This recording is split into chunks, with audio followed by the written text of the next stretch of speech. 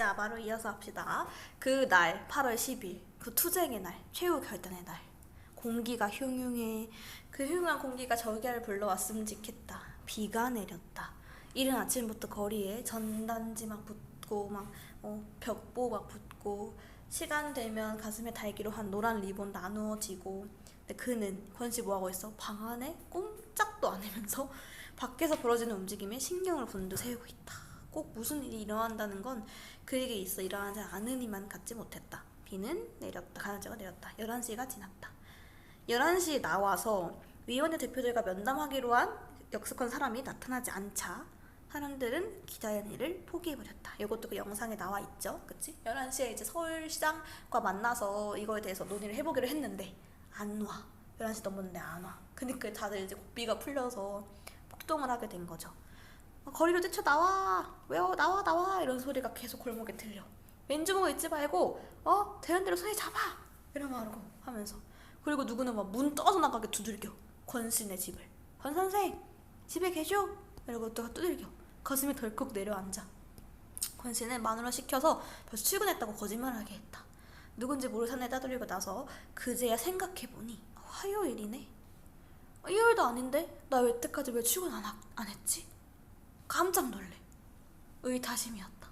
자기도 깊이 관련된 일에 정작 자기는 뛰어들 의사가 없으면서도 남들 힘으로 그 일이 성취되는 순간이 오기를 기다리는 기회주의의 자세였다. 본인이 그렇다고 자각을 한 거죠. 부끄럽죠. 후다닥 일어나서 밖으로 나가. 길을 가득 메운 채 손에 몽둥이랑 연장 따위를 들고 출장소 쪽으로 구호를 외치며 달려가는 사람들을 봐. 그대가 마주쳤을 때 얼른 몸을 피해요. 부끄럽게 자신을 깨달은 다음이잖아. 그치? 한 번쯤 발길이 그들 쪽으로 향할 법도 한데 그의 눈은 완강하게 서울로 가는 버스만 찾고 있어. 그러니까 도피죠. 회피하고 싶어. 나는 이 사람들과 같지 않아. 나는 이런 막 데모 폭동 같은 거에만 가담하지 않고, 그럼 가담하지 않으면서 이 사태가 빨리 해결됐으면 좋겠고, 그런 입장인 거죠. 그런 진짜 기회주의적인 입장인 거지. 서울로 가려 해. 도피하려 해. 근데 이미 다 두절돼 있어. 차를 찾는 잠깐 사이에 전신이 비에 흠뻑 젖어. 비 이렇게 내리면서 막 사람들이 다 막 후줄근이 다 젖어 있는 모습이야. 수습길을 포기하고 인적이 뜸한 골목만 골라서 걷기 시작해. 그러다가 자기와 비슷한 처지의 동물을 만나게 됩니다. 누구냐? 택시. 군중을 피해서 골목을 느며온 택시. 그는 재빨리 막아서 요금은 괜찮아. 그 안에 이미 신사 셋이 선승에 있어. 그냥 같이 타요. 같이 타. 그러다가 광주단지에 관문에 달았을 때 검문에 걸립니다. 원시 무기, 막 몽둥이 돌 이런 걸로 무장한 그 사람 청년들이 사이게 등등해가지고 차에서 내려 하고 있는 거지. 그리고 보니까 권씨가 있네? 권씨 보고 청년들이 얘기를 해요. 아, 투쟁위원님 계셨네요? 아, 이렇게 그냥 홀몸으로 아무것도 없이 서울까지 쳐들어가서 투쟁하시기에는 무리예요. 내리세요.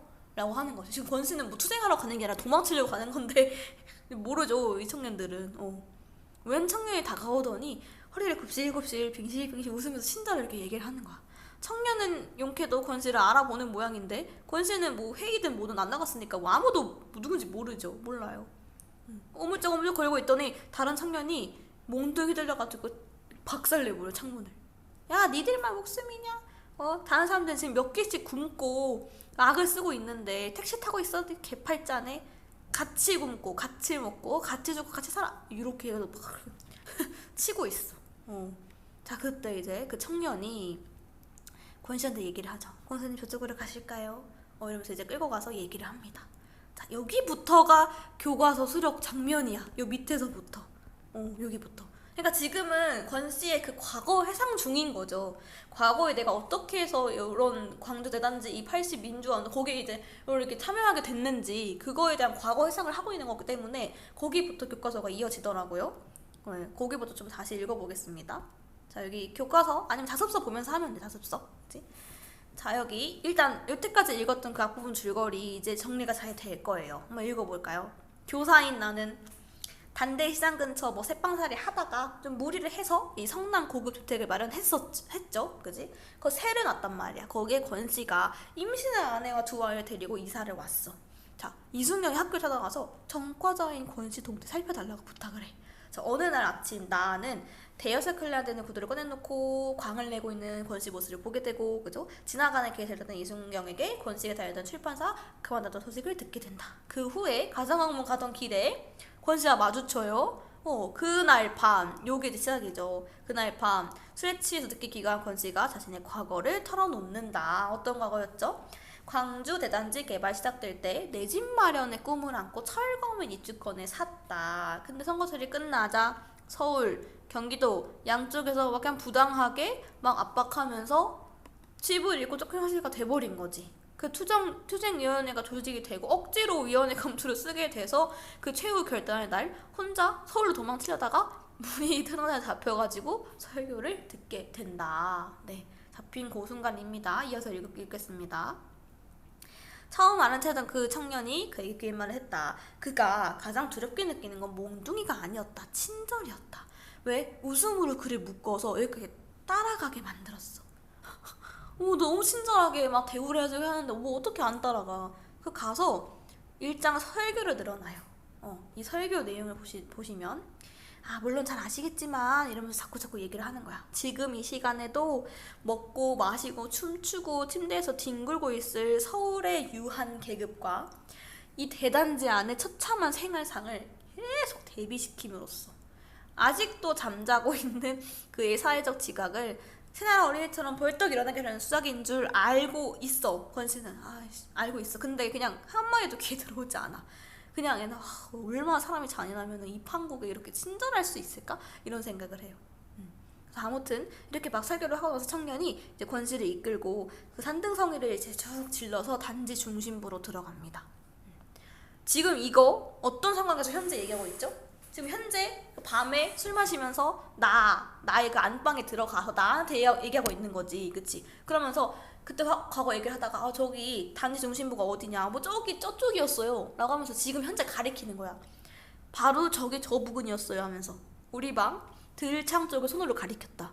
그러나 유감스럽게도 안방 여기에서는 그가 가리키는 저기가 어느쯤인지 잘 안 보였어.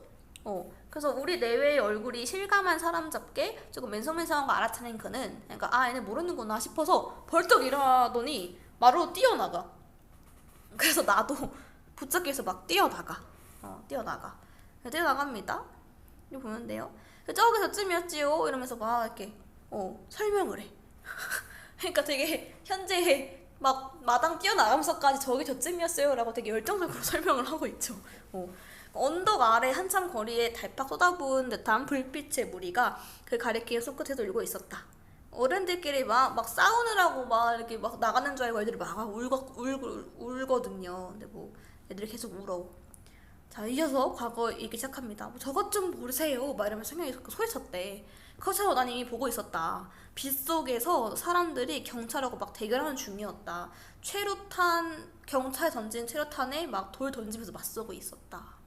청년은 그것이 마치 자기 조화 속으로 그려진 그림 되는 것 같이 막 기고만장입니다만 솔직히 얘기해서 나는 비에 젖은 사람들이 똑같이 비에 젖은 사람들 상대로 싸우는 그 장면에 그렇게 감동하지 않았다. 그것보다는 다른 걱정이 있었다. 이 청년이 여기까지 끌고 와서 나를 어쩔 작정인가? 이런 생각하고 있었다. 자, 중요한 거. 아무튼 이렇게 불안에 떨면서 권씨가 이 청년 나 어떻게 하려고 여기까지 데려와서 이런 설교를 하고 있지 막 이러면서 걱정하고 있어. 그 와중에 터닝 포인트가 되는 사건. 그런데 잠시 지켜보는 사이에 장면이 확 바뀌어. 3륜차 한 대가 어쩌다 길을 잘못 들어가지고 그 소용돌이 속에 사람들이 막 인파 속에 파묻힌 거야. 데모를 피해서 빠져나갈 방도를 찾느라고 유유주를 막 이렇게 하다가 뒤집혔어. 이게 차가 낮아버렸어. 그 차가 참외를 싣고 있던 차예요. 그 누렇게 익은 참외가 와르르 쏟아지더니 길바닥으로 굴러. 경찰 상대하는 군중들이 돌팔매질 이렇게 탁 멈추더니 갑자기 참외 쪽으로 막 달라붙어. 그래서 뭐해?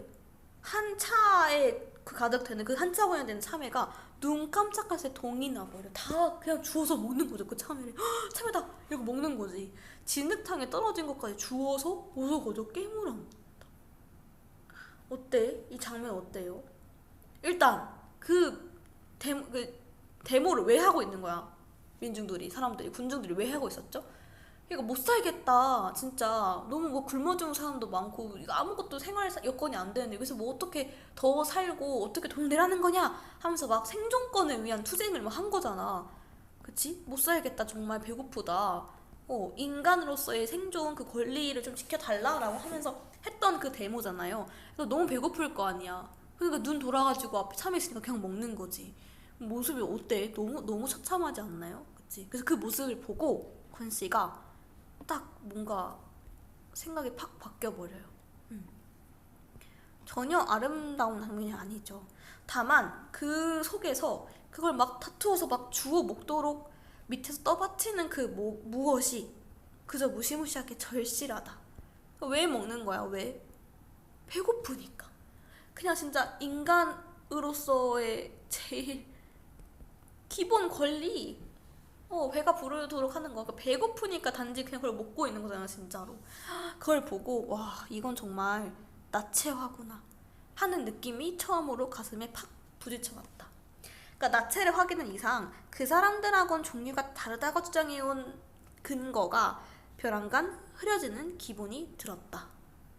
그러니까 나체가 뭐예요? 아무것도 입지 않은 그럼 인간의 그 자체. 인간 그 자체.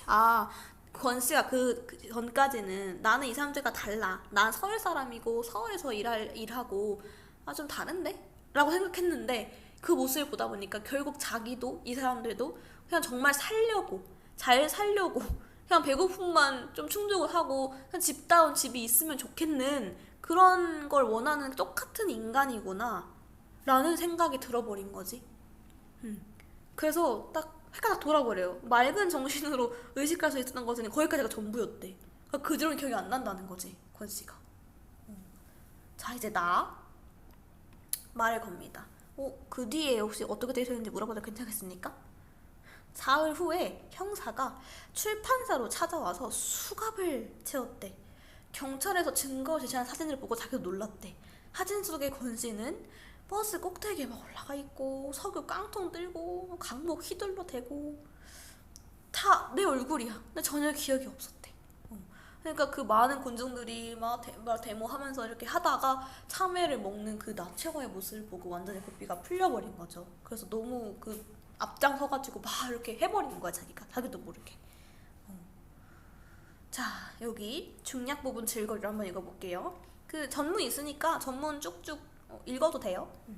자, 권 씨가 전과자 같은 사정을 털어놓았죠, 그지? 그 후에 이제 시간이 지나서 권 씨가 그 부인이 임신했잖아. 그치? 점점 불러옵니다. 봐봐, 이 1970년대라고 해도 아무리 집에서 애를 낳던 시절은 시골은 그럴 수 있는데 별로 없었거든. 집에서 애를 낳는 거는 그 당시에도. 근데 이제 돈이 없으니까 병원 가서 이제 분만할 돈도 없을 뿐더러 그냥 옛날부터 좀 집에서 나와왔으니까 되게 당연하게 이 권씨네 가족이 집에서 낳으려고 해요, 셋째를. 네. 권씨는 여전히 일자리 못 구하고 공사판을 전전하면서 해산 준비, 애를 낳을 준비가 전혀 돼 있지 않은 이 권씨네를 아니 그 새빵 살인데 집에서 나오려고 하면 좀 걱정되잖아. 그치? 걱정을 해. 나의 아내에게 염려 말려며. 근데 권씨가 계속 큰소리쳐요. 아유 괜찮습니다. 첫째 둘째 다 집에서 낳는데요 뭘, 이러면서 허허허 이렇게 웃고 있어. 자, 낳는 날 밤 자정이 넘어서 부인의 진통이 극에 달하자, 그러니까 원래 셋째 정도 나올 정도면 이게 경험이 있으니까, 출산 경험이 있으니까 금방 나오거든요. 근데 하루가 지났는데도 안 나오는 거야, 애가. 뭔가 문제가 크게 생긴 거지. 그래서 부인을 업고 병원으로 막 달려갑니다. 달려갔어. 그 다음날 학교로 찾아와요, 권 씨가. 나의 학교로. 그래서 10만 원을 빌려달라고 해. 얘가 왜 안 나왔냐면은 거기 읽어보면 아시겠지만 탯줄을 목에 감고 있어, 얘가. 그래서 안 내려오는 거야. 그 경우에는 자연복만으로 안 되고 이제 제왕절개를 해야 하거든. 제왕절개를 하려면 이제 10만 원이 이제 필요한 거죠. 그래서 그 상태로 그 아내는 병원에 두고 돈을 빌리러 온 거지, 나한테. 그지? 자, 이걸 잘 보셔야 돼. 나한테 돈을 빌리려 온 이 권 씨와 나 사이의 갈등. 자, 권 씨가 아까 어떤 사람이었죠? 굉장히 자존심이 강한 사람이었잖아. 그지? 그리고 여기 사이에 무슨 일이 있었냐면은 그 분만비 있잖아요. 분만비는 1, 2만 원 정도 했었대, 그 당시. 분만비 한 1, 2만 원 정도를 이거 나가 권 씨한테 빌려주겠다고 먼저 얘기를 했어. 집에서 낳지 말고 병원 가서 이렇게 낳으세요 라고 했는데 이제 권 씨는 거절했어요. 이거를. 아, 괜찮습니다. 집에서 낳으면 돼요. 거절했어. 근데 이제 10만 원을 빌리러 온 거죠. 그 입장이 된 권 씨는 되게 난처하고 부끄럽고 민망하겠지. 그러지? 자존심이 본인이 굉장히 있는 사람인데 어쩔 수 없이 지금 돈을 빌리는 거잖아요. 그치? 그러니까 굉장히 자존심을 누르고 아내 살리기 위해서 돈을 빌렸어. 빌렸는데 나의 입장 보시면 나도 지금 막 빚이 많단 말이야. 뭐 학교나 뭐 이런 사람들 돈 빌려가지고 지금 집을 장만한 거라서 빚을 갚아야 되는 입장이고 돈이 그렇게 많지도 않고 그리고 경제권을 다 아내가 가지고 있어가지고 대뜸 빌려주기도 좀 뭐하고 난처한 입장이야 나도. 그리고 그 당시에 10만 원이면요 현재로 따지면 200만 원 정도라고 하거든. 이거를 현금으로 20을 어떻게 빌려줄 수가 없는 거야. 그래서 부담을 이제 크게 느끼고 계속 망설여요. 이걸 어떡하지? 너무 권세가 불쌍하긴 한데 어떡하지? 이렇게 얘기를 합니다. 그래서 이제 빌려만 주신다면 무슨 짓을 해서도 갚겠습니다 라고 권씨가 얘기를 하지. 반드시 갚는 조건임을 강조하면서 그는 마치 성경책 위에다가 오른손 얹고 말하듯이 엄숙한 표정을 했다. 하마터면 나는 잊을 뻔했다. 그가 이렇게 일 적시에 딱 맞는 시기에 읽기에 적기 망정이지 안 그랬으면은 빌려주는 어려움만 골똘한 나머지 빌려줬다가 나중에 돌려받는 어려움이 더 클 거라는 사실을 생각도 못할 뻔했다. 그렇다. 지금 권씨가 어때요? 무직이잖아. 그치? 그리고 끼니어서 감당을 못해. 그 애들이 있죠. 집에 있는 2명 애들. 그 애들 밥도 없어서 그냥 애들이 막 밥 먹으러 안방까지 와. 그렇게 살고 있단 말이야. 끼니어서 감당 못하는 주제에 맞벌이 아니면은 어쩌다가 뭐 간간히 얻어걸린 출판 싸구려 번영일 가지고 어느 해가 이 빚을 갚을 것인가 라는 생각이 딱딱 들어버린 거지. 나가 책임이 따르는 동정은 피하는 게 상책이다. 그리고 기왕 피할 바에는 저쪽에서 감히 두말 못하도록 좀 야멸치게 굴자라는 결론을 내버려요. 그러니까 돈 빌려달라는 걸 부탁을 거절한 거지. 병원 이름이 뭐죠? 원산부인과입니다. 지금 내년편에 현금은 좀 어려워요. 원장한테 전화 걸어서 내가 보증 서겠다고 약속할 테니까 한번 매달려 봐라. 야, 의사도 사람인데 설마 사람을 생으로 죽게 놔두겠습니까? 달리 좀 이렇게 돈 빌릴 구멍이 없으시다면 뭐 그렇게 해보세요 라고 맙니다. 내 대답이 지나치게 덜이 나올 때 이미 눈치를 챈 모양이었다. 도전적이던 기색이 슬그머니 죽으면서 그의 착하디 착한 눈에 다시 수줍음이 돌아왔다. 그는 고개를 좌우로 흔들어 보였다. 원장이 어리석은 사람이길 바라고 거기다 희망을 걸기엔 너무 늦었습니다. 그 사람은 나한테서 수술비용 받으니까 수월치 않다는 걸 입원시키는 그 순간에 벌써 알아차렸어요. 일단 생각해보자. 이 원장, 이 병원 원장. 그러니까 지금 안에 분만실에 그냥 두고 돈 가져오세요. 돈 가져와야 수술합니다. 이렇게 한 거잖아. 그치? 그러니까 원장 굉장히 속물적인 사람이다 라고 볼 수 있겠죠. 얼굴에 흐르는 진땀 훔치는 대신 그는 오른발에 들어 왼쪽 바지가랑이 뒤에다 두 번 문질렀다. 이거 맨날 하는 그 권씨의 습관이죠. 바쁘실 텐데 실례 많았습니다 라고 하고 돌아서서 휘적휘적 걸어갑니다. 나는 내심 그 입에서 끈끈한 가래가 묻은 소리 이를테면 너무합니다. 잘 먹고 잘 살아 이런 소리가 나오는 걸 대비를 하고 있었대. 그래서 그냥 갑자기 딱 가다가 돌아서면서 나를 똑바로 올려다봤을 때 그래서 흠칫 놀랐대. 근데 뭐라고 얘기해요? 오 선생 이래봬도 나 대학 나온 사람이요 라고 얘기를 합니다. 마지막 자존심이죠. 돈을 빌렸는데 그걸 거절당했을 때 이 자존심이 얼마나 무너졌겠어. 그러니까 본인 이 입장을 생각해봐. 내 아내를 살릴 돈 200만 원도 없는 내 처지. 그걸 빌릴 수도 없는 내 처지. 그러니까 굉장히 자존심이 무너지겠죠, 권씨 입장에서는. 근데 본인 대학 나오고 많이 배운 지식이 있는데 내가 왜 이렇게 살아야 하지 하는 데는 자기에 대한 한탄도 되게 심한 사람이고 끝까지 자존심을 지키는 말이죠, 이게. 딱 이 말을 하고 이제 갑니다. 언덕을 내려가는 모습을 나가 계속 봐요. 별로 휘청거릴 것도 없는 삭달만한 체구로 연방 휘청거리면서 내딛는 한 걸음 한 걸음마다 땅을 저주하고 하늘을 저주하는 동작으로 내 눈에 비쳤다. 산 고팽이를 돌아 그의 모습이 벌거벗은 황토의 언덕 저쪽으로 사라지는 찰나 나는 뛰어가서 그를 부르고 싶은 충동을 느꼈다. 돌팔매질을 하다 말고 뒤집어진 그 3년차로 달려들어서 아귀하게 참이를 깨물어 먹던 그 군중 목격에서 당시 권씨처럼 이거 완전히 나체화구나 하는 느낌이 팍 들었다. 자, 이거 장면이 겹치는 거기 때문에 되게 중요합니다. 권씨가 그 참외 우저우저 씌워먹는 군중들을 보면서 느낀 생각이 뭐였지? 저들과 나는 다를 게 없구나. 똑같은 인간, 똑같은 나체의 인간이구나 라는 생각이 들었잖아. 나도 지금 권씨가 터덜터덜 내려가는 그 모습을 보고 저 사람이랑 나나 똑같구나 라는 생각이 든 거야. 왜? 내가 그에게 암만의 빚을 지고 있음을 퍼뜩 깨달아. 뭐냐? 그러니까 그 세 받잖아요. 세. 그치? 월세든 뭐 전세든 그런 거 돈을 받으면서 살고 있잖아. 자기도. 그치? 나도 막 이 사람의 뭐 처지를 엄청나게 막 도와줄 만큼 그렇게 부자도 아니고 그냥 소시민의 일종일 뿐인데 내가 뭐라고 이 사람의 자존심을 이렇게 밟아가면서 거절했지? 에 대한 생각이 든 거지, 나가. 그치? 그래서 산부인과에 직접 가서 돈 꺼다가 직접 가서 분만을 하게 해줍니다.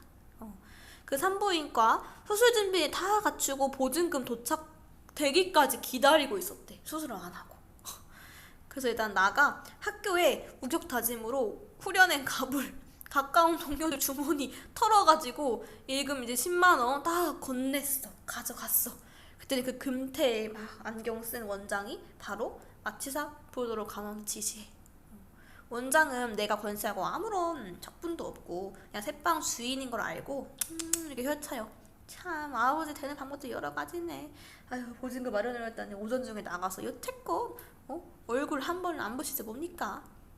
오전 중에 나갔다는 거는 그때부터 계속 돈을 빌리고 다녔다는 건데, 그치? 그러다가 이제 주인 집까지 나한테까지 이제 와버린 거지. 근데 안 빌려줘가지고 아무튼 이렇게 왔어요, 얘가. 그래서 얘기를 해요. 맞습니다. 의사가 애를 꺼내는 방법도 여러 가지듯 아버지 노릇하는 것도 아마 여러 가지일 겁니다.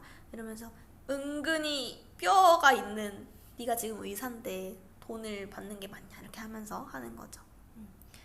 제발 자기가 한 말이 의사의 귀에 농담으로 들리지 않기를 바랐으나 유감스럽게도 그 상대방은 하하하 이렇게 웃고 농쳐버렸습니다.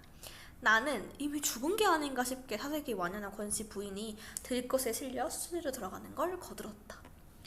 생명을 꺼내고 그 생명을 수용했던 다른 생명까지 암양해서 건지는 요라는 수술 치곤 너무 쉽게 끝났다. 우리 집 동준이 너무 어릴 때처럼 계속 담배 피고 나니까 울음소리가 응애 들리네요. 남자애네요. 원장 부인이 나오면서 내가 점쳤던 결과를 그 소리 확인해줬다. 진짜 보호자 상대하듯이 본인이 남편인 듯이 원장 부인이 내게 축하를 보내왔으므로 고생하셨습니다 라고 한 거지. 잠시 후에 강보에 쌓여서 밖으로 나오는 이 권기용씨, 권씨죠. 권씨 차남을 대면할 수 있었다. 제 어미 배를 가르고 나온 놈답지 않게 얼굴이 두툼한 것이 잘도 생겼다. 제왕절개라는 말이 풍기는 선입감에 딱 어울리게끔 목청이 크고 오름찼다. 그 울음소리를 듣는 동안 이제 나는 그 아들 낳던 날의 감격을 본인이 느끼죠. 자, 또 중요한 사건이 시작됩니다. 그날 밤 집에 강도가 들었어요. 에? 난생 처음 당해보는 강도. 자꾸 누군가 이제 어깨를 흔드는데 나 어깨 흔드는데 귀찮다고 이렇게 해도 계속 흔들었대. 근데 나를 이렇게 깨우는 그 손의 감촉이 내 식구께 아닌 걸 퍼뜩 깨닫고 눈을 떴을 때 빨간 꼬마전구 불빛 속에서 복면의 사내를 봤다. 그리고 똑바로 내 명을 겨누고는 식칼에 서슬도 보았다. 술래가 확 풍겼다. 조명 빛깔을 감안해서 붉은 빛을 띤 검정 계통의 보자기일 그 복면 위로 드러난 코 일부분과 눈이 취해 있음을 재빨리 간파했다. 강도가 이제 나의 목에다 칼을 이렇게 겨누고 일어나! 얼른 일어나니까! 이렇게 한 거지. 근데 나 외엔 더 깨우고 싶지 않은지 강도의 목소리가 무척 낮고 조심스러워. 나는 일어나고 싶었지만 도무지 일어날 수가 없었다. 왜냐면 멱을 겨눈 그 식칼이 덜덜덜덜 이렇게 떨리는 거야. 강도가 되게 무서워하면서 이렇게 목에 칼을 겨누는 거죠, 자기가. 강도가 내 목을 찌르게 된다면 고의가 아니라 지나친 떨림으로 인한 우발적 상해일 것이었다. 무척 모자라는 강도네? 라고 내가 생각을 해. 나는 복면 위에 눈을 보는 순간 상대가 전문 강도가 아니구나 라는 걸 바로 알았대. 왜? 눈이 너무 착해. 그리고 술 마셔 있고 막 부르르 떨고 있고 좀 약간 전문 강도 많이 해본 사람이 아니군 라고 알고 있던 거죠. 딴에 진탕 마신 술로 용기를 돋웠을 텐데도 목이 쪼을 만큼 큰 눈이 착하게만 타고난 제 천성을 어쩌지 못한 채 나를 오히려 얘가 두려워하고 있어. 강도가 술로 간을 키우지 않고는 남의 집 담을 못 넘을 정도라면 강력범행을 도모한 사람으로서는 처음부터 미약국이다. 그러니까 처음부터 미끄러진 시도조차 하지 못하는 그런 거죠. 그래서 나가 얘기해. 일어날 테니까 칼을 조금만 뒤로 밀려주십시오. 강도는 내가 시키는 대로 합니다. 내놔! 얼른 내놔라니까! 막 이러면서 강도가 속삭여. 하라는 대로 하죠. 하지만 당신도 내가 하라는 대로 해야만 일이 수월할 거예요. 하고 얘기해. 집안에 현금은 변변찮다. 화장대 위에 대대저금통하고 장롱 서랍송에 아마 마누라 써남은 돈이 있을 거예요. 그 밖에 돈이 될 만한 건 당신이 알아서 챙겨가세요. 라고 알려줘. 강도가 더욱 의심의 눈으로 보고 움직이려 하지 않았으므로 시험 삼아서 얘를 한번 떠봅니다. 신경질 부립니다. 지금 마누라 깨가지고 소포통을 버려야만 시원하겠어? 단철 시원해. 나를 믿고 일러주는 대로 하는 게 이로울 거요. 라고 얘기를 해요. 한 차례 길게 심호흡을 뽑은 다음 강도는 마침내 결심했다는 듯이 이부자리를 돌아서 화장터 쪽으로 향합니다.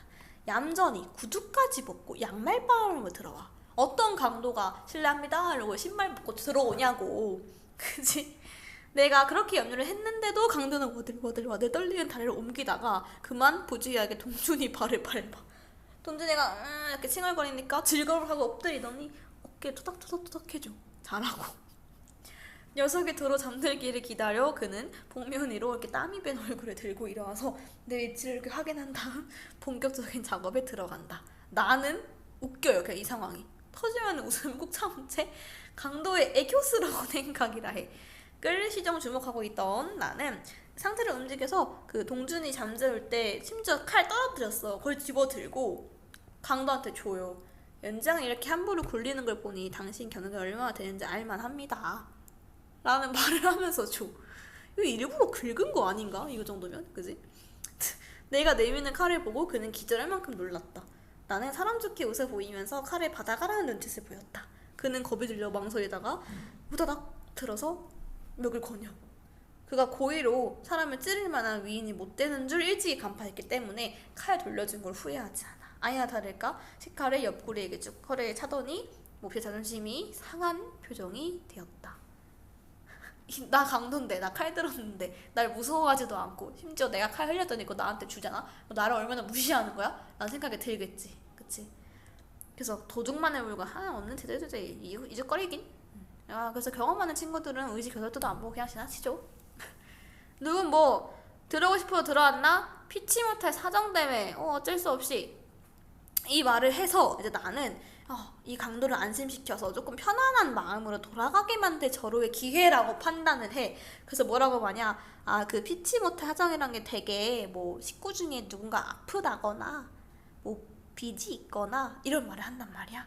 근데 그 순간 이 강도의 눈이 의심의 빛으로 가득 찬다. 자, 이 강도 누굴까요? 누구겠어요? 알겠지만 권씨거든요. 도저히 돈을 빌릴 곳이 없으니까 이렇게 강도짓을 해서라도 털려고 한 거지. 거기까지 간 권씨가 이미 자존심이 떨어졌을 텐데 이 집주인, 이 나는 자기를 아는 눈치야. 내가 권씨인 걸 아는 눈치인데 일부러 모르는 척 나를 위해주는 척 하고 있는 게 권씨는 굉장히 기분이 나쁜 거죠. 왜? 식구 중에 누군가 몹시 아프다거나 보통 그렇죠. 그러면 돈이 필요하죠. 이렇게 하니까 이거 누구야? 자기 안에 아픈 거 알잖아. 이 나가 알잖아. 그거 지금 얘기하는 건가? 이러면서 기분이 나빠진 거지. 너무 분개해서 이가 막 소리 들릴 정도로 너무너무 떨면서 확 말로 나가버려. 술 냄새가 풍겨. 그가 허둥지둥 끌어안고 나가는 건 틀림없이 갈기갈기 찢긴 한 줌의 자존심일 것이다. 애당초 의도했던 바와는 달리 의도했던 바가 뭐였어? 그냥 이렇게 말하면 편안한 마음으로 그냥 돌아가게 한 건데 너무너무 이 사람의 이 권씨의 자존심이 상하게 만들어버렸죠. 내 방법이 결국 그를 편안하게 하기커녕 더욱더 낭패케 만들었을 깨닫고 그의 등을 향해서 말을 합니다.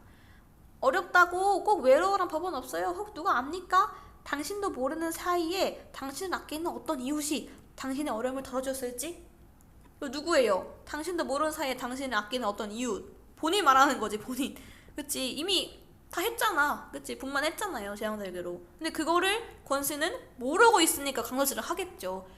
안 들어갔으니까 병원에. 그냥 돈 빌리러 계속 다니고 있으니까. 그냥 이 권씨는 나가 돈을 빌리는 걸 거절했다라는 것만 알고 있으니까. 이렇게 얘기를 했더니 이제 개수상 마! 그따 이웃 없다는 건 난 봤어. 이제 아무도 안 믿어. 이렇게 얘기를 합니다. 구두를 신어요. 그 구두 보기 위해서 전등 켜고 싶은 마음을 꾹 눌러 참아요. 현관문 열고 마당을 내선 다음에 부지하게도 그 식칼 들고 왔던 자기 본분을 망각하고 엉겹결에 자기 방으로 들어가려고 하는 거야. 근데 그거를 이제 지적을 또 해요. 나는 그냥 제발 가만히 있지, 그지? 그 실수를 지적하는 게 훗날 위해 나로서는 부득이한 조처였다. 대문은 저쪽입니다. 라고. 그러니까 문간방 가지 말고 저쪽으로 가라고 한 거지. 문간방 부엌 앞에서 한동안 망연해 있다가 이윽고 그는 대문 쪽을 향해 느릿느릿 걷기 시작했다.